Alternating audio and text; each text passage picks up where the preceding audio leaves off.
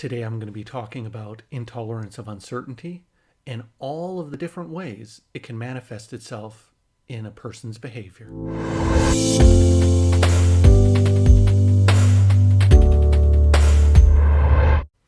Hi everybody.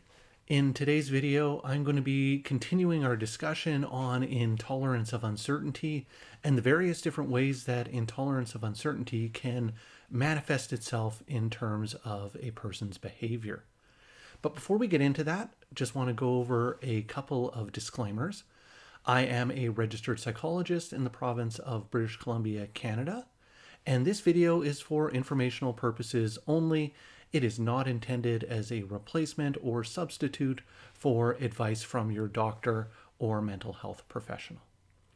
Now, with those two things out of the way, let's talk about intolerance of uncertainty. Now, if you've seen any of the other videos, you know that we've been talking about a model for understanding worry. And we started out by talking about a basic model of worry, the engine of worry. It starts out with a trigger leading to the what if questions. You get this spiraling of what if questions leading to worry. The emotion that associated with worry is anxiety. And if you do this over and over and over again, it results in a person feeling demoralized and exhausted. And then we talked about the role of intolerance of uncertainty as the fuel that drives this worry engine. And so today we're picking up on that discussion about intolerance of uncertainty, but we're going to be talking about the various different ways in which intolerance of uncertainty manifests itself in a person's behavior. Now, this is really important because, as I talked about in a previous video, there's a dilemma for someone who tends to worry a lot. On one hand, they tend to be highly intolerant of uncertainty, yet on the other hand, there's uncertainty in the world. And we talked about the way of reconciling these two things isn't about becoming better at eliminating uncertainty in the world, because that's not possible.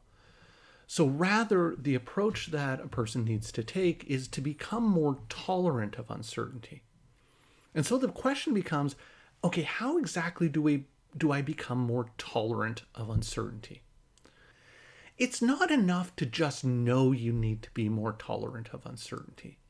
The idea is you need to behave as if you're more tolerant of uncertainty. Most everybody knows at a logical level that uncertainty can lead to a variety of outcomes. They can lead to positive outcomes, they can lead to neutral outcomes, they can lead to negative outcomes. That's not an epiphany to people. So trying to convince yourself that uncertainty is going to be okay just based on logic probably isn't going to be enough to help you become more tolerant of uncertainty. So the key is to start to behave as if you're more tolerant of uncertainty, to do exposure to uncertainty and see what happens. And that's how we build tolerance for uncertainty, by essentially having experiences with uncertainty and seeing whether or not what I'm worrying about actually happens. But before we can get into that, you need to know the various different ways that intolerance of uncertainty is actually manifesting itself in your life, in your behavior, in the various things that you do. And that's what I'm going to be focusing on today. What are the various manifestations of intolerance of uncertainty? The various ways that intolerance of uncertainty kind of sneaks up on me, sneaks into my life, sneaks into my behavior, and is maintaining my worry even if I'm not aware that that's what's going on. So the first three manifestations of intolerance of uncertainty that I'm going to be talking about are essentially variants of the same thing. Avoiding doing certain things, finding imaginary obstacles or reasons not to do certain things, and procrastinating. The idea of avoidance, finding imaginary obstacles, and procrastinating, the idea behind this is that it gives me a temporary state of certainty. So, for example, if a friend of mine called me up a few weeks ago and I haven't returned that phone call, and now I'm worrying about whether or not my friend's going to be upset with me for not having returned the phone call. As long as I'm not making the phone call, if I avoid making the phone call to my friend, I have certainty that in this moment, my friend isn't yelling at me. My friend isn't upset with me. My friend isn't telling me how disappointed they are in me that I didn't return the phone call. So it gives me this temporary state of certainty that the bad thing that I'm afraid of isn't actually happening. And that goes for finding those imaginary obstacles or reasons not to do certain things. I can come up with all sorts of explanations and rationale as to why I'm not going to return that phone call to my friend today. I can just put it off and say I'll do it tomorrow. They're all forms of avoidance. They're all forms of things I do to give myself a temporary state of certainty that what I'm afraid of isn't happening right now. The next manifestation of intolerance of uncertainty is having to do everything yourself, not delegating tasks to anybody else. The way this works is that if I do everything myself, I know it's been done right. I know it's been done the way I think it should be done. I know it's been done to my standards, to my expectations. The moment I have to bring somebody else in, or if I have to rely on somebody else to do it, well, now that brings up a whole bunch of uncertainty. What if they don't do it? What if they don't do it as well as I would have done it? What if they mess it up and it becomes a big mess and they really screw it up and then I have to go in and fix it anyway? You know what? It's just a lot easier if I do it myself. So this idea of not delegating tasks, needing to be in control, that's another manifestation of intolerance of uncertainty. Another manifestation of intolerance of uncertainty is not fully committing yourself to a relationship, a job, a project. The idea behind this is that if I fully commit myself to something, if I fully give it 100% and the thing doesn't work out, then I'll be devastated. I'll be really upset. I will have fully invested in it and it doesn't work out. And so it's almost like I'm hedging my bets, kind of having one foot in, one foot out, not fully committing to it. That way, if the negative thing happens, or if the relationship doesn't work out, or if the project doesn't work out, well, I wasn't fully committed to it anyway. It's not that big of a deal. So it's like I'm hedging my bets, anticipating that it's not going to work out. Now, this can be really tragic. I've seen this in a lot of clients, unfortunately, especially around the idea of relationships, where they don't fully commit to the relationship because they're not sure if the relationship's going to turn out. And so they're kind of in and out of the relationship and they can never fully commit and they're not sure if they can commit. And eventually the relationship falls apart because they were never able to fully give themselves over to the relationship. I also see this with students who don't fully commit to their studies. They don't fully put effort into doing their studies, into studying for the test, into doing the paper. That way, if they don't do well, the reason why they didn't do well is they didn't really fully commit themselves to it anyway. But if they were to fully commit themselves to it and they didn't do well, the only answer is that they're not good enough. So it's almost like by not fully committing themselves to the project, to the assignment, to the studying for the test, they're hedging their bets that if it doesn't turn out well, then that'll be okay because they didn't really commit to it anyway. It's almost like a built-in excuse for why it didn't go right. The next manifestation of intolerance of uncertainty is spreading yourself out really thin, right? Wanting to sort of participate in a whole bunch of different things, keeping yourself really busy, but never fully committing to any of those little things that you commit to or that you're keeping yourself busy with. The idea behind this is that I don't want to miss out on any opportunities. So I don't want to say no to anything and then later find out that it would have been a great opportunity. So I want to keep all of my options open as long as possible. But I won't commit to any of them. I just like to keep the various options available. So it's like I'm spreading myself out really thin and keeping busy doing a whole bunch of different things, but never actually committing to any of them. Now, this can lead to feelings of exhaustion because I'm spreading myself out really thin all the time because I just don't want to say no to something and then regret it later. The next manifestation of intolerance of uncertainty that I want to talk about is looking for a lot of information before proceeding to do something. So, for example, if I'm going to buy a digital camera, I'm going to research the heck out of that digital camera. I'm going to read every review that has ever been written about that digital camera. I'm going to read every review about every other digital camera. I'm going to watch all the YouTube videos about all the features of the camera. It's almost like I'm constantly looking for that little holy grail piece of information that's going to give me certainty that this is the right decision to make. So it's this excessive information gathering to try and give me reassurance and to give me certainty that I'm making the right choice.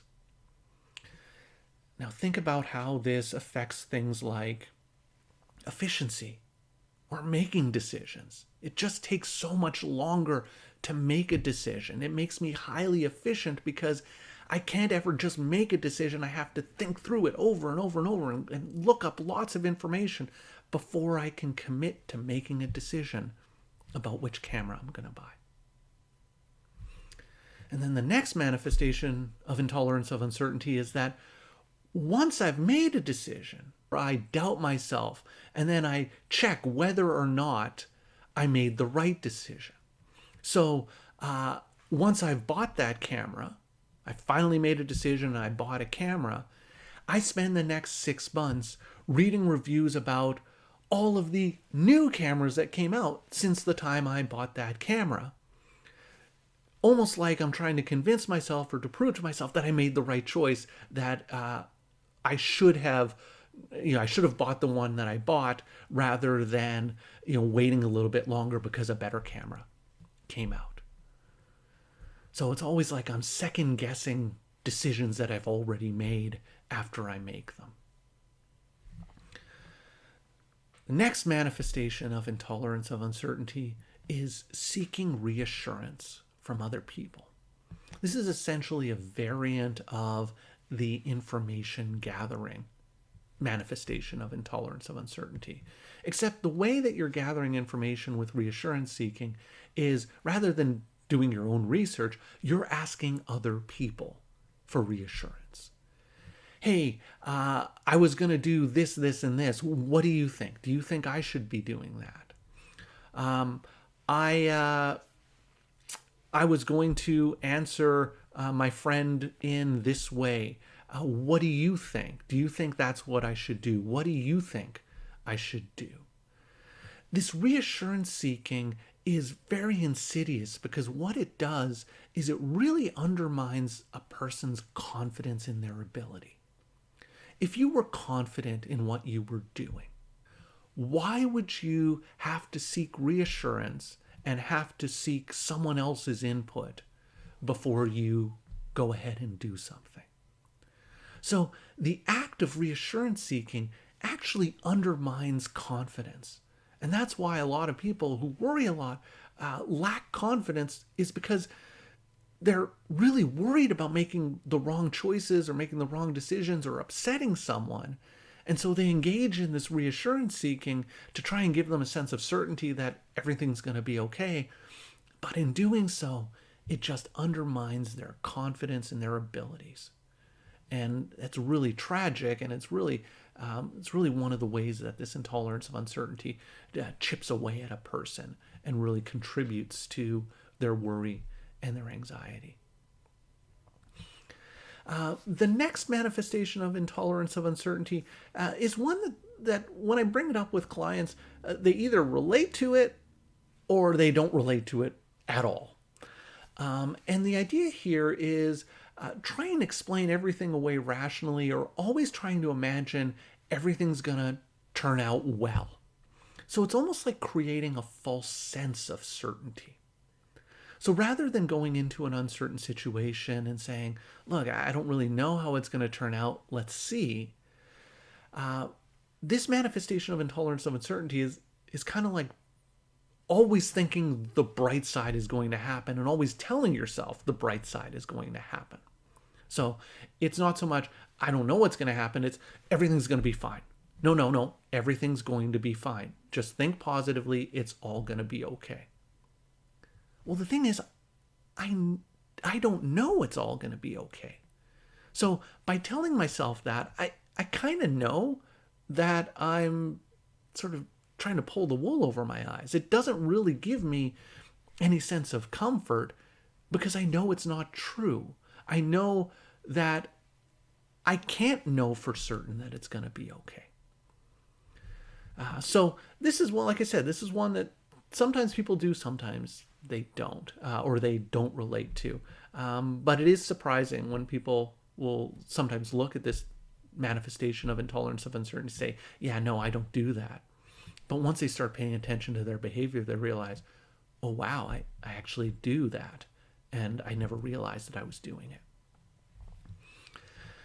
The next manifestation of intolerance of uncertainty that I wanted to talk about is double checking things or redoing them because I'm no longer certain that I did them right in the first place.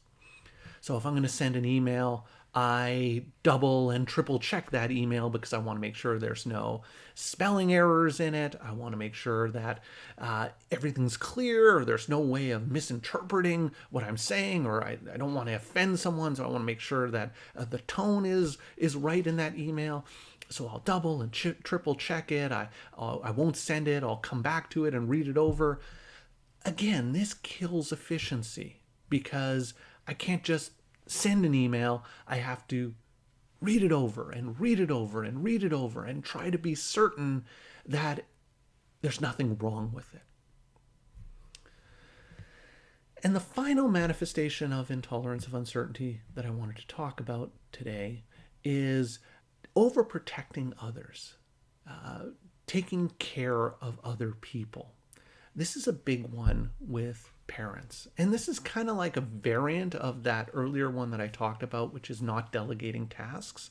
Except in this case, the tasks that aren't being delegated are allowing the other person, to take care of themselves.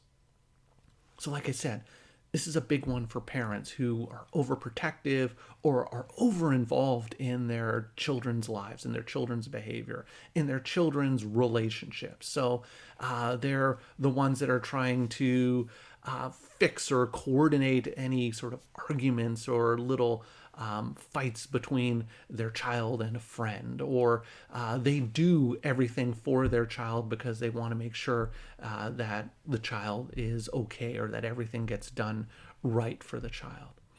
So what this does is it doesn't really allow the person who's being overprotected from doing things on their own, from learning from their own mistakes. So it's like trying to cocoon them in this protective bubble wrap, but it doesn't actually protect the person because ultimately they're going to have to learn to do these things on their own.